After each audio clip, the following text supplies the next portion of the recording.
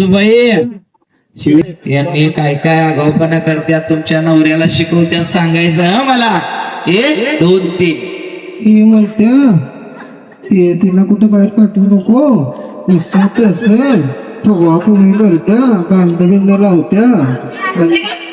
करताय तुम्ही सासूबाई, करताय तुम्ही, मला माहिती. माझ्या मुलाला करताय मला माहिती. जरा पाया पडून आशीर्वाद घ्या जरा सासूबाईंचा. पडा डोकं ठेवून पाया पडा. सासूबाई उद्या हे घेऊन तवा 3 मुलं तुमच्या घरला.